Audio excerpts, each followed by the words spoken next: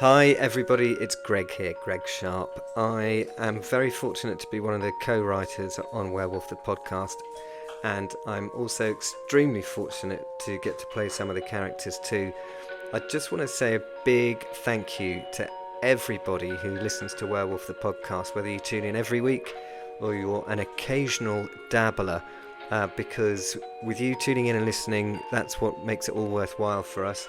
Special shout out to all the lunatics in the Facebook group, and for those of you that are new listeners, I'm lucky enough to be the voice actor for Simon de Montfort, as well as William Marshall, and more recently Belfast as the Unclaimed. So a big Merry Christmas from me, and a Happy New Year from me, ya bastards. Hi there, it's Dee here. I'm the voice of Lucy, and that sassy black demon cat Trudeau. I just want to thank Fen and Greg for their imaginations and storytelling, and I want to wish you all a peaceful holiday season. Thank you for listening to our lovely little podcast, and just remember, don't be too naughty. You never know who might be keeping score. Hi, happy holidays everybody. This is Fen. I'm one of the writers alongside Greg and one of the voice actors alongside everyone else. We have the wonderful Greg who plays loads of characters. We have the wonderful Dee who plays loads of characters. We have the wonderful Yvonne who plays loads of characters. I'd also like to thank Jim this year and Shonda and my big bro Chris for stepping in when things got a little bit sticky. Thanks to Grendel Press. They've been supporting us. They're the greatest horror publishers out there. Look for Greg's books to be released very soon under their banner. And I wish you a very Merry Christmas. Have a great one. Thank you. Bye. Hi, this is Karen, the voice actor of Sally and Eleanor. Oh, and the witch as well. Oh, and the witch. Am I not a vampire too? You are at some points, yeah. Merry Christmas, everybody! Thanks for not killing off my character because Fen is evil and apparently Sally was meant to die this year, but you all saved me! Woo! So Sally's looking forward to a Happy New Year as well. Thanks, guys! Bye!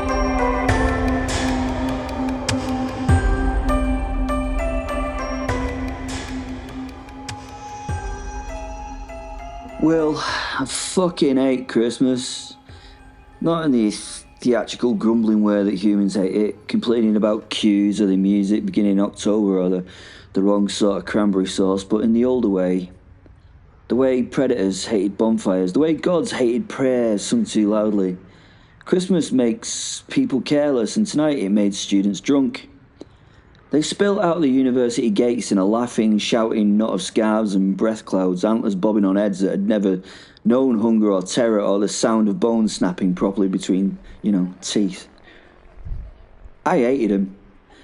Not for any reason, I just hated them. They sang badly, which I hated. They bumped into one another and laughed in response, which I hated. Someone dropped a bottle and cheered when it shattered, which I hated. I followed them on from the shadows for fun because I hated them. The hunter follows the prey. I mean, it wasn't a challenge. I could have killed them all quickly and quietly, boringly. I hated that. Fenrir followed too. He wanted to kill him.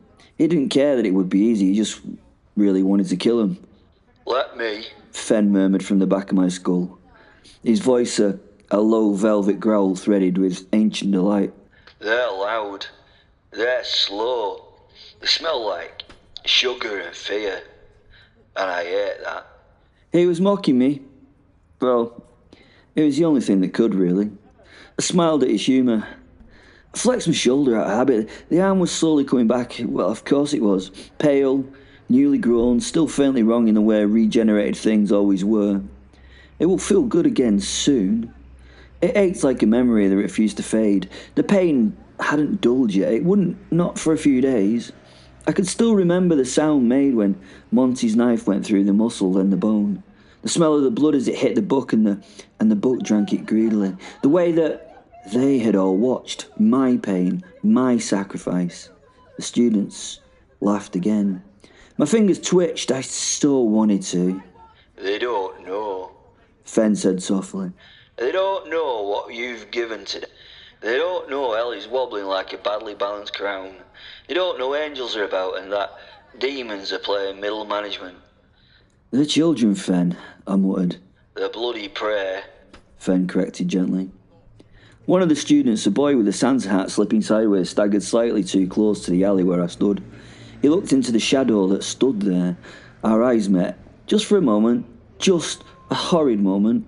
Just in that moment, I let mine glow gold. I showed the wolf stare. I let my teeth lengthen a fraction so he would notice. I let the world sharpen. Reality appeared but did not quite bite. The boy froze. The prey part of him froze. I stared at him as a beast. He stared at me as a pathetic kill, possibly. I smiled. It wasn't a nice smile. The boy laughed nervously, mistook it for a joke and hurried back to his friends. A killing joke. I shook my head. The need to fucking hurt was there. Fen's need to kill and mine to destroy those nice things. The group vanished down the street singing something obscene about mistletoe. The boy would forget that moment soon. His brain would clear it from tonight's memories. It didn't sit well with what the night was really about. Comfort, friendship, warmth, security and celebration. None of which are, I'm afraid, real. The night closed around me again, somewhat like a favourite coat. The night was my world. I revelled in the chill, the smells, the opportunities it afforded. Fen sighed, long and disappointed. You are right boring now, the wolf said. Once we would have worn their joy like a trophy. Once, I said. We were a monster. Once, Fen replied. You were honest. And that were a monster. That's what you were. You were a monster. Now we're all fettered and pathetic. He spat. That hurt more than the loss of an arm, to be honest.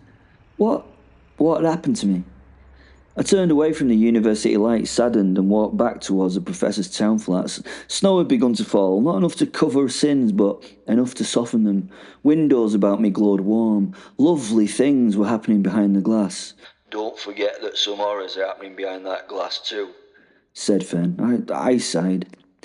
Decorations blinked cheerfully, utterly indifferent to the fact that hell was currently without its rightful ruler and an angel was standing in a room, pretending not to notice the wrong questions.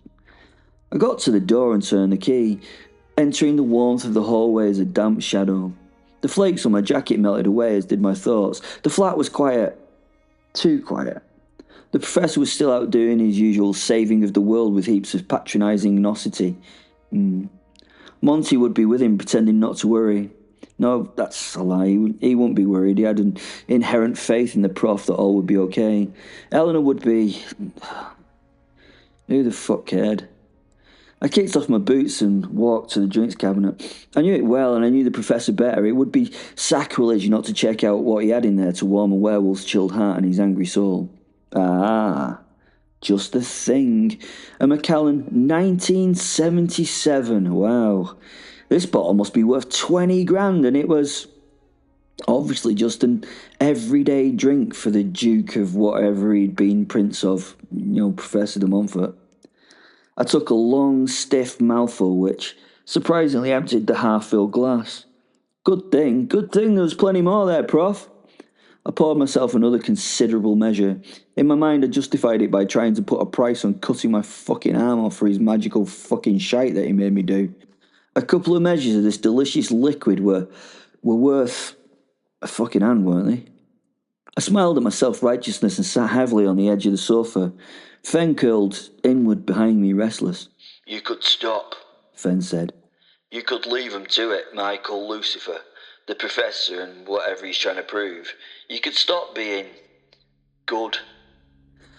I lay back and stared at the ceiling. I imagined it. No briefings, no rituals, no blood sacrifices, justified by necessity. Just the wolf, just the hunger, just the old nights where morality was something that happened to other people. My eyes closed. The room grew cold, not draft cold, not winter cold, time cold. Will,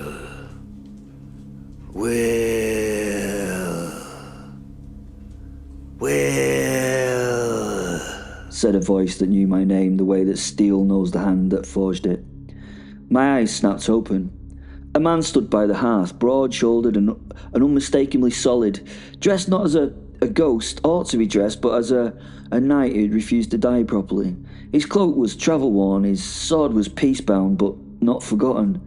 Behind me, faint and enormous, I felt Fen stir. There was recognition flooding through him like fire. William Marshall smiled. Come on, lad, said the greatest knight who had ever lived. Let's remember who you were, shall we? I smell the battle before I see it. Iron, blood, wet wool, fear, hot, animal, bursting out of men who still believe there's something more than just meat in mail. Fen stretches inside me the way he always does when history turns violent, pleased as a wolf at the sound of a door left open and a mewling baby within. This isn't memory, it's placement. William Marshall has dragged me here by the scruff of my soul.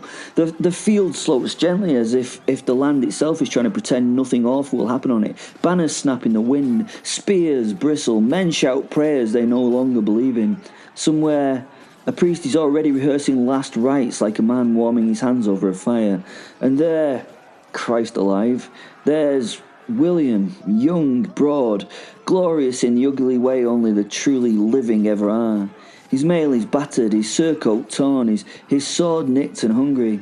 He looks exactly as he should, a man built to endure horror and call it duty and loving every fucking moment of it. Fen snarls his approval. That one. Fen thinks. That one kills properly. The horns sound, the lines collide. I've seen my fair share in modern war, guns, bombs, distance. This is different. This is intimate. Medieval violence is a conversation you have with someone's body. William is everywhere, shoulder checking a man into the mud, crushing a face with his shield rim, splitting another's collarbone so clearly I hear the crack over the screaming. He fights like a storm with a moral justification, and God help me, I get it. I understand it. Every time his sword bites, something in my chest loosens. The world becomes simple. There is right here. There is now. There is the next man to fall. Fen laughs, thrilled. Excitement ignites him. This is honesty, he says. This is what we are. But then I see the boy.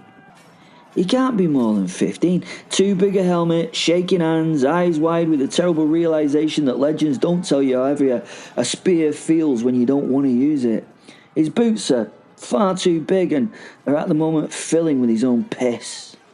The boy stumbles. William turns. There's no malice to it. It's just momentum, training, survival, and William kills him. It's efficient, merciful even. The boy barely has time to scream, but the scream still happens. Something twists hard in my gut, just as William's sword twists in the boy's guts, releasing them to the daylight. The battle drags on. Hours maybe. Time collapses into mud, breath and pain. William is hurt twice and keeps going. Of course he does. He might look human, but in this moment he's more of the werewolf than I've ever been. He is mortally wounded, then just shakes it off with a laugh as he heals and kills more. It's not fair on his foe. It's not fair. Fair? What fucking bullshit. This is how it should be. Men rally around William because that's what humans do. They orbit violence that believes in itself. Eventually the field quietens, but the dying don't. William stands among them, panting, blood-slicked, victorious in the way only the living can be while standing on the fallen. He squats and wipes his blade clean on a corpse's torn tabard. Not blood, much more than that. Gore, guts, and no glory. And finally he looks at me. There you are, you see? He says, grinning like a man who hasn't yet learned better. We held them. stopped them, like? I look at the field. Bodies everywhere. Men who lost. Wives who won't know about this until someone counts. Children yet to be born who will grow up angry about today. Stopped them from what? I ask quietly. William frowns. You know, from taking more, from doing worse. Fen bristles. Coward talk. Willie fought and won. I kneel by the boy William killed. His eyes are open. They don't accuse, they don't forgive, they just are. William, I say, how many battles do you think you fought? He laughs. God, I don't even know. Enough, probably. And did it end the violence? His grin fades on those bloody features as he casts his mind into thought. I stand my question again. Did it make the world better? He looks around the field. The crows are already gathering like they've been invited. He exhales a tired human sound. No, I don't think it did. He admits. Then absurdly, he chuckles. Fen goes quiet. William wipes his hands on his surcoat, which is so heavily coated in red that it only adds to the mess on his hands. He suddenly spits. His eyes fall to the body at his feet. History's greatest knight looks older. Violence doesn't finish things well. It just, changes who gets hurt next. I wait. I let the words settle. He looks at me gently now. You can walk away from this path now, lad. You don't have to keep being simply what you're good at.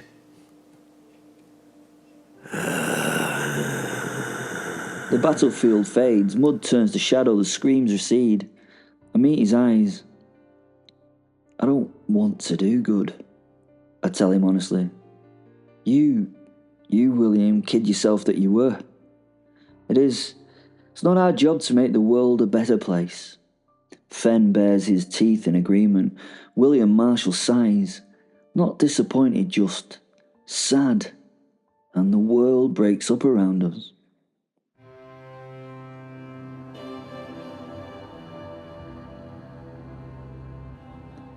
I awake, I think. I try not to think of what has just occurred and close my eyes to readdress my rest. Sleep doesn't come easily when your bones remember how to kill. I'm lying on the professor's sofa, ancient leather, faintly smelling of old books and antiseptic, and listening to Fen breathe inside my skull like a tide pulling at ashore. Outside, Christmas still exists. Somewhere there are more people singing badly, drunk on booze and optimism. Somewhere there is laughter. Somewhere there is a world that does not know how close it is to losing hell or heaven or both. I close my eyes and imagine just letting it all go, just once. Fen perks up at the thought. We could. He whispers. We were happy when we were monsters. That is when the room changes, not with light, with absence. The air grows thick as though the fly itself has decided to remember something it would rather forget. The smell comes first, petrol, blood, old cigarette smoke and slush-coated tarmac.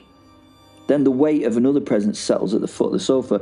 Casual, familiar, fucking unbearable. I don't need to look. Dinner, She says. you always look first and then you pretend you didn't know it was me. I sit up anyway. Sally O'Neill is leaning against the wall like she always used to, arms folded, head tilted, eyes sharp enough to cut guilt into clean slices. She looks 17 and not a day older, which tells me immediately that this isn't mercy. This is a memory. She hasn't changed, not really. Same battered jacket, same boots that walked away from places that never deserved her. Same look that says she's already worked out that you're lying. She looks beautiful. You're not dead, I say. She snorts. Congratulations. Still as observant as ever, eh? Fen goes very quiet. You shouldn't be here, I say. You survived, you escaped, you built something new. I did. She agrees. And then I felt you were thinking about becoming a monster again. She pushes off the wall and steps closer. The room stretches, the walls dissolve. We're no longer in the flat. We're back on that petrol station forecourt where we first met, deep in the Scottish mountains, in the fresh, deep snow. A younger me sits inside my Land Rover Defender deciding how to kill a girl with a backpack and a bad attitude. Not if I was going to kill her, but how? Her. You were gonna tear me throat out. Sally says conversationally. You'd already thought about it and how much you'd enjoy it. I watch myself hesitate. But then you were fun when we talked. You made me laugh and smile. Humans can't be fun without dying, I mutter. You liked that I wanted to kill my parents. She said with a big smile that didn't reach her eyes. That too. I hear a little shame in my voice. What? Why shame? What do I feel shame for? The scene shifts violently to her house, her family's house, the shouting, the stepfather's smell of sweat and entitlement, her mother's silence. Worse than screaming. Sally's voice trembles as she narrates it, though. She stands steady beside me. You gave me a choice. She says. You and Finn, you told me who, and then you stood there and watched. I see her break again, that knife shaking in her hand, courage collapsing under the weight of being human. Will, me watching me, I don't hesitate. I remember the sound so well. She doesn't look at that part. I couldn't do it. She says quietly. And you hated me for that. Which I did.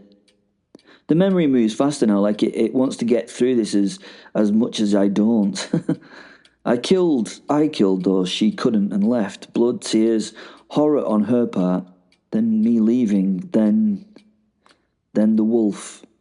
Az's wolf soul, the wolf soul that belonged to the wife I murdered to protect the wife that I had, that wife from me. Silver and vast the wolf soul, and grieving, stepping out of death itself to sit beside a broken girl and refuse to let her be alone.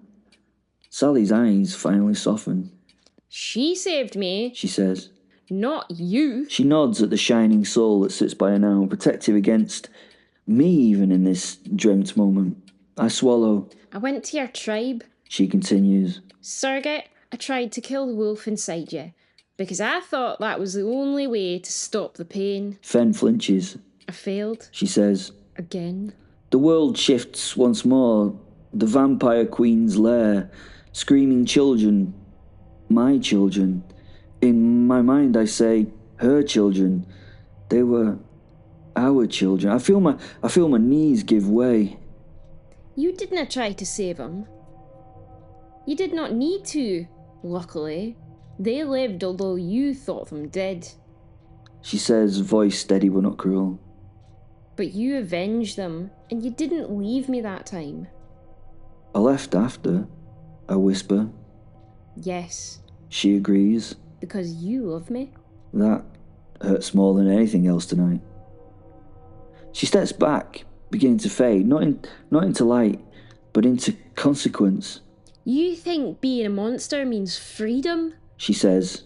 But all it ever gave you was survivors who had to live with what you did. She smiles sadly.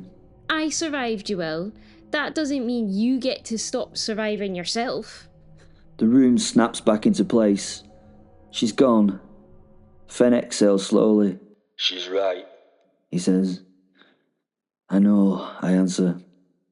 I stare at the ceiling, listening to distant laughter outside, and for the first time all night, I don't want to kill it, but I still don't want to be good. And that That's the problem for the next ghost. Lucifer. I span out of the nothingness at the end of my journey from the office of the professor to... Okay, where the... I was discombobulated for a moment. A room. A normal room. An earthly room. Wherever it was, I didn't plan to be here. That, more than anything, was what irritated me. Hell was in administrative freefall. Astaroth was on my throne doing whatever that was. A mortal was somewhere he shouldn't be, touching things that predate consent. Michael was above ground playing at righteousness with a man clever enough to make heaven uncomfortable. And I, right now, I was supposed to be fixing it. Instead, I was standing in a half-lit flat. I turned, trying to work out what had happened, and ended up watching Will the werewolf sit on the edge of a sofa like a sulking child. I smelt his mind and emotions. A bit like you humans sniff that packet of out-of-date ham from the fridge. I find sniffing a mind like his is better than getting right in there and digesting the contents. I might get the mental form of food poisoning if I dove straight into that head. Especially with the mind that was in that container. His mind smelt of blood. Blood on his conscience. Fresh blood, and not enough rage left for him to enjoy it. Oh, for the love of me, I muttered to the air without ceremony. I had appeared here. No thunder, no fire. I simply was. Arms folded, wings tucked, irritation radiating like heat from a faulty boiler. Will looked up, blinked, then smiled. Oh, you, he said. Is this a festive visit? Unexpected like, but, oh, you're welcome. I don't do Christmas, I snap. Not really my holiday to celebrate. He smiled at this. You're not on my naughty list today, so this shouldn't have been a stop for me. He sighs at that sentence. A sigh of sadness. Regret? I carry on regardless. I'm already late, and frankly, you're not important enough to justify the detour. Yeah, it says it all, doesn't it? I'm not important enough. He says forlornly. Not to me. I looked around for another soul I hadn't felt. There was none. Apart from that wolf soul thing called Fen. Oh, he had said that to himself. Bizarre. But this was Will. He was bizarre. Fenrir stirred behind him, amused. Amused. Always amused by me. I slightly hated that. Okay, what am I doing here? I won't ask how you did it. I have no time. I have a lot to do back home, I said quickly, and tried to get Will right to the point, which I knew would be an impossibility. He tilted his head. You're doing the ghosts thing. The what? I asked, confused. You know, that what's it called? Christmas carol shite? I don't know.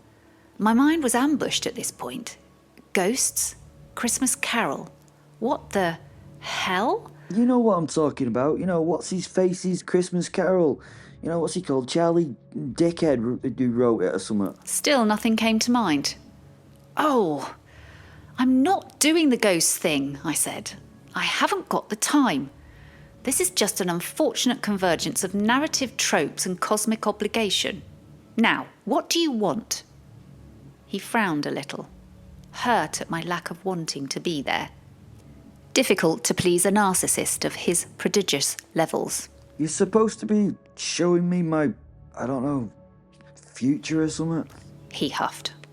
To be honest, I don't really give a shit if you do or don't, but that was what all the story was about, wasn't it? I'd never read it, but I think the Muppets version, you know, the film, was pretty accurate, wasn't it?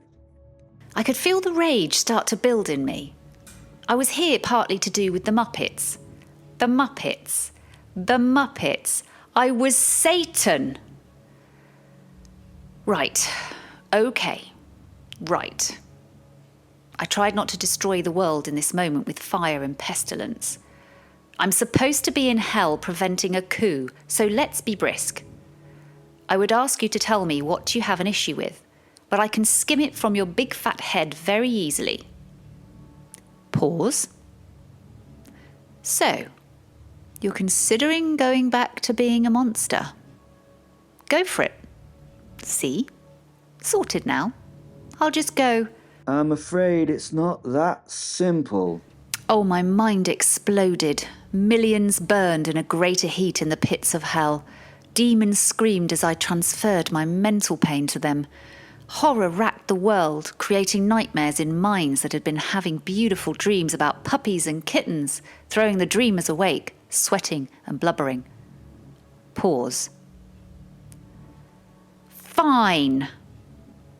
Let's not worry about the end of hell, heaven and earth. Let's make this about you. Let's see how this all pans out for you.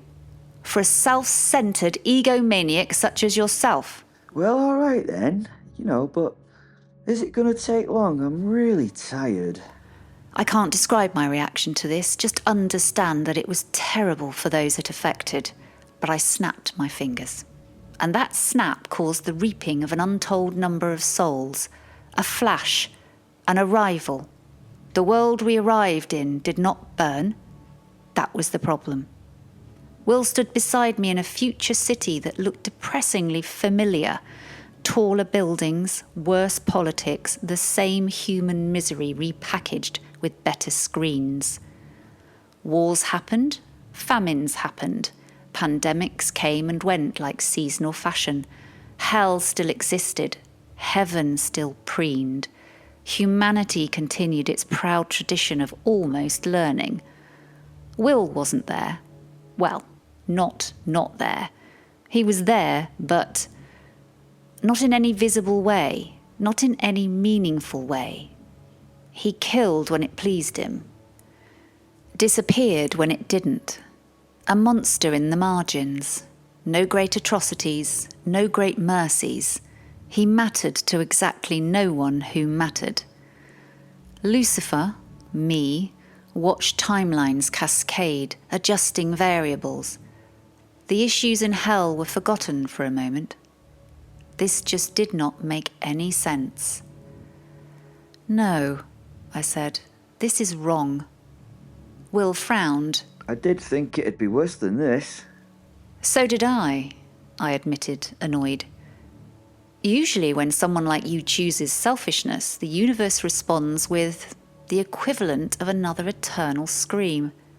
But it didn't. The wars still happened, the bombs still fell, the powerful still fed on the weak. Will's presence made no relative difference. Humanity destroyed itself at the same leisurely pace. He was irrelevant to its story.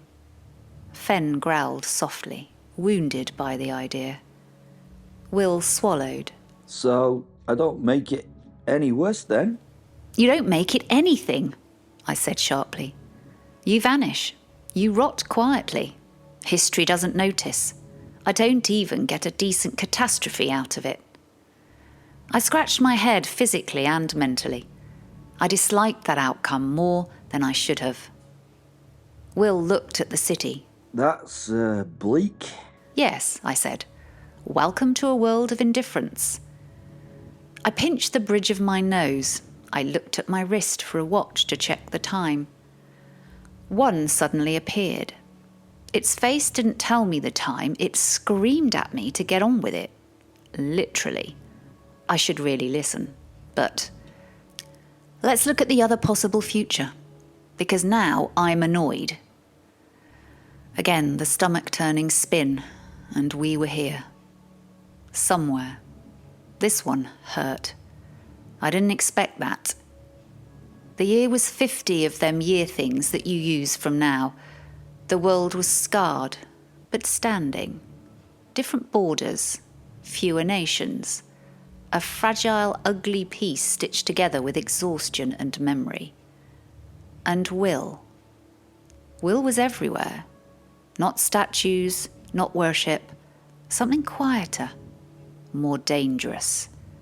Archives, footnotes, declassified reports. The Third World War had almost happened. Not the dramatic version, the real one. Sanctions, resource collapse, autonomous weapons, a cascade failure of treaties and pride. It had begun, as all good apocalypses do, with someone being certain they were right. Will had been there, not as a soldier, as a messenger. He had worked with the professor, Simon de Montfort, older now, slower, still brilliant, to expose the supernatural influences nudging humanity towards annihilation. Angels whispering escalation, demons feeding paranoia, ancient systems desperate to force prophecy into completion. Will had helped tear those systems apart, literally in some cases with his teeth and claws. He stood between missile silos and seraphim, between governments and things that wore righteousness like a weapon. He bled in rooms where decisions were made. He broke treaties with his hands and sealed others with threats no human could make. Fenrir had roared in places that were never meant to hear myth again. And when it came down to it, when the final escalation protocol triggered, when someone had to physically stop the chain, Will had done it. Alone. He had held a threshold open while the professor dismantled a celestial failsafe written into creation itself. A thing heaven had buried in humanity's fear of extinction. Will had stood there while reality tried to erase him for defiance. It killed him, messily, heroically, irrevocably. The war stopped. History rewrote itself around the gap he left. There were books now, not flattering ones, honest ones. He was remembered as a monster who chose better, a saviour who never asked forgiveness, a name soldiers whispered without knowing why it made them cry. Will stared. Fenrir was silent. Lucifer, me, felt something unhelpful tighten behind my ribs. Well, I said carefully, that's unexpected and somewhat inconvenient. Will laughed. It came out rough. I fucking die. I ran my mind over all the living things of the planet and... Yes. I die saving the world? Yes. Bloody typical. He laughed. I scowled. I don't like it. Well, me either, to be honest. That figures. I expected corruption. Or tyranny. Or at least a decent body count, I waved at the timeline. Instead, you do the one thing that makes heaven smug and hell irrelevant. Will looked at me. You're annoyed. I am furious, I said. Because this future works, and I don't understand why. We stood there, looking at a world that had survived itself by the narrowest margin. Finally, I sighed. A lot to think about. I have to go. I have to save hell. Weird idea, saving hell. I nodded. Well, thank you for whatever this was, he said. It was a mistake, I told him. I turned to leave, then paused. For what it's worth, I added, if you do choose the good path, try not to enjoy it too much. It annoys everyone. I vanished. Behind me, Will sat alone, the weight of futures pressing down on him. As I flew, I watched him disappear into the distance. He looked thoughtful, and I saw him laugh. Intrigued, I paused my journey to watch what he would do. I am Lucifer, the eternal voyeur after all. He spoke words I did not hear directed at Fen, his wolf soul.